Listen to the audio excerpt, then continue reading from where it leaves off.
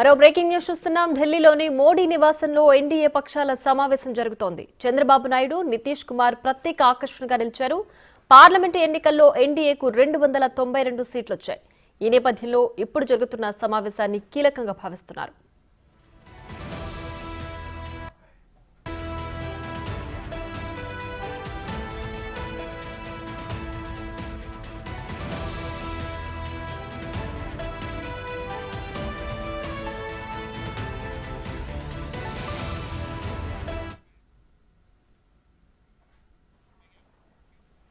ఇక ఇదే అంశానికి సంబంధించి మరింత సమాచారం మా ప్రతినిధి శివ అందించడానికి సిద్ధంగా ఉన్నారు. శివ, చెప్పండి, మోడీ నివాసంలో ఎన్డీఏ పక్షాల సమావేశం జరుగుతోంది కదా, సమావేశంలో ఎలాంటి అంశాలు రాబోతున్నాయి? ప్రియా, ప్రధాని నరేంద్ర మోడీ నివాసంలో 4 గంటలకు అంటే మరి కాసేపట్లోనే ఎన్డీఏ కూటమి సమావేశం ప్రారంభం కాబోతుంది. ఈ సమావేశంలో పాల్గొనేందుకు టీడీపీ అధినేత, ఏపీకి కాబోయే ముఖ్యమంత్రి చంద్రబాబు కొద్దిసేపటి క్రితం ప్రధాని నివాసానికి చేరుకున్నారు. ఇటు జనసేన అధినేత పవన్ కళ్యాణ్ కూడా ప్రధాని నివాసానికి చేరుకున్నట్లుగా కూడా తెలుస్తోంది. మొత్తంగా దేశవ్యాప్తంగా మొత్తం ఏపీ వైపే చూస్తూ ఉన్నారు. అంటే ఎన్డీఏ కూటమిలో బీజేపీ తర్వాత అత్యధిక స్థానాలు సాధించిన పార్టీగా టీడీపీ ఉంది. ఈ నేపథ్యంలోనే కేంద్ర కేబినెట్లో ఎన్డీఏ కూటమిలో టీడీపీ కీలక పాత్ర పోషించబోతుంది. అంటే ఎటువంటి పాత్ర వహించబోతుంది అనే దానిపై మనతో మాట్లాడేందుకు టీడీపీ ఉండి ఎమ్మెల్యే రఘురామకృష్ణరాజు గారు ఉన్నారు. వారితో మాట్లాడి మరింత సమాచారం తెలుసుకుందాం. Sir, congrats. ముందుగా మీకు ఉండి ఎమ్మెల్యేగా భారీ మెజార్టీతో విజయం సాధించారు. మరోవైపు ఇప్పుడు ఎన్డీఏ కూటమిలో టీడీపీ ఎటువంటి కీ రోల్ పోషించబోతోంది? కూటమిలో ప్రధాన party, second largest party. So కాబట్టి తప్పకుండా కీలక పాత్ర ఉంటుంది. అందులో మనం ప్రత్యేకంగా మాట్లాడుకోవాల్సిన అవసరం అయితే ఏమీ లేదు. తప్పకుండా చంద్రబాబు నాయుడు గారికి 40 సంవత్సరాల అనుభవం ఉంది. ఒక రాష్ట్రాన్ని ప్రగతి పదంలో నడిపించిన అనుభవం ఉంది. అలాగే మరి గతంలో ఎన్డీఏలో కన్వీనర్గా కీలక భూమిక వహించిన ఎక్స్పీరియన్స్ ఉంది. సో చెప్పాలి అంటే is the most season and well respected politician. కాబట్టి డెఫినెట్గా ఎన్డీఏలో ఆయన కీలక పాత్ర పోషిస్తారు అని మనందరూ అనుకోవటంలో ఎస్, ఆయన తప్పకుండా ఆయన ఎక్స్పీరియన్స్ని కన్సిడర్ చేస్తారు, కీలక పాత్ర వహిస్తారు. More over second largest party. అంటే గతంలో ఏ విధంగా కన్వీనర్గా ఉన్నారు, ఇప్పుడు కూడా ఎన్డీఏకి కన్వీనర్గా ఉండే అవకాశం ఉందా?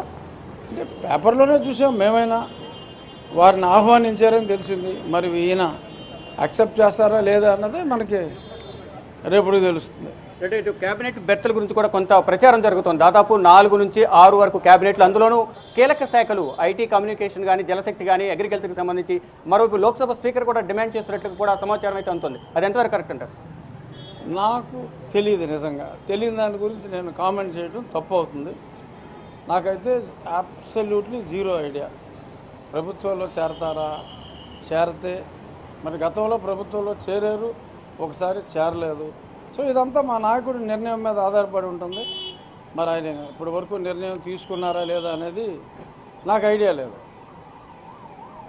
ప్రధానంగా చూసుకుంటే ఇప్పుడు భారీ మెజారిటీ సాధించడానికి ప్రధాన కారణం ఏంటి? అంటే చంద్రబాబును జైల్లో పెట్టడమా, లేదా 3 పార్టీలు కలిసి పనిచేయడమా, లేదా వైసీపీపై ఉన్న వ్యతిరేకత?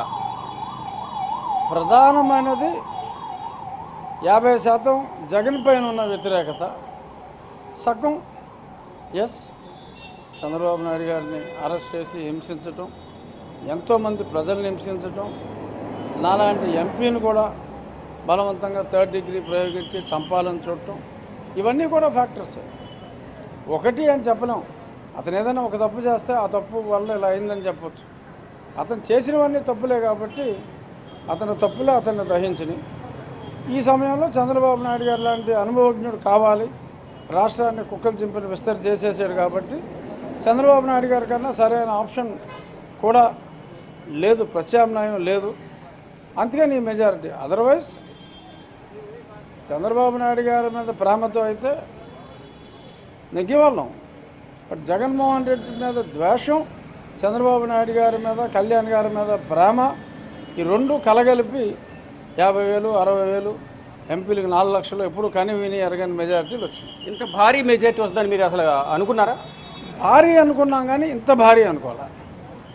నిజం చెప్పాలి కదా, నేను నా వరకు ఒక 25 నుంచి 40,000 అప్పర్ లిమిట్ అనుకున్నా, నాకు 57,000 వచ్చింది. నిజంగా ఎక్స్పెక్ట్ చేయాలి. రైట్, ఇక మీరు 2019లో వైసీపీ నుంచి గెలిచి స్వపక్షంలో విపక్షంలాగా జగన్మోహన్ రెడ్డిపై విమర్శలు చేస్తూ వచ్చారు. అదే ఆ విమర్శలు చేస్తున్నారనే నేపథ్యంలోనే మిమ్మల్ని అరెస్ట్ చేసి కొట్టడం కానీ మీరు కూడా చాలాసార్లు రచ్చబండ ద్వారా అనేక విమర్శలు చేశారు. కానీ ఇప్పుడు ఓటమి పాలైన తర్వాత వైసీపీలో ఒక్కొక్కరు బయటకు వచ్చి జగన్మోహన్ రెడ్డి చుట్టూ ఉన్న కోటరే అపజయానికి కారణం అంటూ కూడా కొన్ని వ్యాఖ్యలు చేస్తున్నారు. నేను ఇది 4 సంవత్సరాల క్రితమే జగన్మోహన్ రెడ్డి చెప్పా, నువ్వు సరి చేసుకోకపోతే సర్వనాశనం అయిపోతావని చెప్పినందుకు నన్ను డిస్క్వాలిఫై చేయమన్నాడు, నన్ను చంపాలని చూశాడు. సో మంచి చెప్తే అతను వినడు. నేను అప్పుడు మంచి చెప్పి చూసా, ముందు వినలా, అతను మారతాడని చూసా. తర్వాత అతను ఇన్ని చెడు పనులు చేస్తున్నాడని ప్రజలకు చెప్పా, ప్రజలు అతను మార్చారు. జక్కంపూడి రాజు కూడా ఈరోజు దాదాపు 40 నిమిషాల పాటు మీడియాతో మాట్లాడుతూ చాలా ఆవేదన వ్యక్తం చేశారు. జగన్మోహన్ రెడ్డిని కలవడానికి వెళ్తే ధనుంజయ రెడ్డి వెళ్ళనిచ్చేవాళ్ళు కాదు, ఉదయం వెళ్తే సాయంత్రం వరకు పడిగాపులు కాసేవాళ్ళం, కనీసం కూర్చోమని కూడా అనేవాళ్ళు కాదు అనేది వారికి నిజంగానే అటువంటి పరిస్థితులు ఉన్నాయా అక్కడ? అతను చెప్పింది 100% కరెక్ట్, రాజా చెప్పింది 100% కరెక్ట్. ఎప్పుడైతే ఆ ఇంటర్ పర్సనల్ రిలేషన్షిప్ లోపిస్తుందో ఎవడో కూడా దాన్ని సహించరు, అహంకారాన్ని ఎవరో సహించరు. అందుకనే వాళ్ళు నోరు మెదపకుండా ఉండటమే ఇన్నాళ్ళు చేసిన తప్పు. నాలాగా అప్పుడే 10 మంది వచ్చి ఉంటే అతడు సరి చేసుకుని ఉండేవాడు. ఇప్పుడు అతను టీవీల ముందుకు వచ్చి ఆడవలసిన పని ఉండేది కాదు. ఇప్పుడు బ్యా అంటే ఉపయోగం ఉంది, ఇప్పుడు ఏడుస్తున్నాడు. ఓటమి పాలైన తర్వాత తొలిసారి మీడియా మీదకి వచ్చారు. మేము అనేక సంక్షేమ పథకాలు ఇచ్చాం, మహిళలకు, వృద్ధులకు, పిల్లలకు అందరికీ అనేక సంక్షేమ పథకాలు ఇచ్చాం. ఏమైందో ఈ ఫలితాలు ఆశ్చర్యంగా ఉన్నాయి, అసలు ఏం జరిగిందో మాకు తెలియడం లేదు అనేది ఆయన కొన్ని వ్యాఖ్యలు చేస్తారు. దీన్ని ఏ విధంగా చూడాలి? ఏముంది, అదే ఇప్పుడు అతనికి ఏమి తెలియదు, పెద్ద తెలిసిన వాళ్ళలాగా బిల్డప్ ఇచ్చాడు, జనం నమ్మారు, అతను జ్ఞానశూన్య అని తెలుసుకున్నారు. నిజంగా మరి ఇప్పుడైనా సరే నేను అంతా మంచి చేశాను, నేను ఎందుకు ఓడిపోయానో తెలియదని అంటాడా బుద్ధున్నాడు ఎవడైనా? నా తప్పులు నాకు ఇప్పుడు అర్థమవుతున్నాయి, ఆ తప్పులు రిపీట్ చేయనని చెప్పాలి. అంతేగాని నేను కరెక్టే చేశానంటే అంటే మళ్ళీ వచ్చినా ఇదే చేస్తానని చెప్పినట్టు ఇంకెవడే వస్తాడు అతనికి ఓటు? ఆ పార్టీ ఎందుకు ఉంటుంది చెప్పు? రైట్, రాష్ట్ర క్యాబినెట్లో, రాష్ట్ర ప్రభుత్వంలో మీ రోల్ ఏ విధంగా ఉండబోతుంది? స్పీకరా, క్యాబినెట్లో ఉంటారా? ఎవరికీ తెలియదమ్మా, ఎవడి పాత్ర ఏంటో ఎవ్వరికీ తెలియదు. ఒక అధ్యక్షుడి మైండ్లో ఉంటుంది, ఆయన ఎవరికి ఇవ్వాలనుకుంటే ఆయనకి ఇచ్చుకుంటారు. ఏదన్నా అనుకుంటే అది ఖచ్చితంగా రాదు. అంచేత నేను ఏది అనుకోవట్లేదు. అందరు ఎమ్మెల్యేలు మంత్రి పదవి ఆశిస్తారు, అలాగే నేను ఆశిస్తున్నా. నాకే పదవి అక్కర్లేదని నేనేమి ఏదో సొల్లు చెప్పట్లా. అందరి ఎమ్మెల్యేలాగా నేను కూడా ఆశిస్తున్నా. ఇస్తే బాధ్యతాయుతంగా ప్రజలందరూ మెచ్చుకునే విధంగా ఆ శాఖను నిర్వహిస్తాం, అంతే. ప్రచారం జరుగుతున్న మాట వాస్తవం, ప్రచారమే. ఎవరికీ తెలియదు ఆయన మైండ్లో ఏముందో ఎవరికీ తెలియదు. చూద్దాం.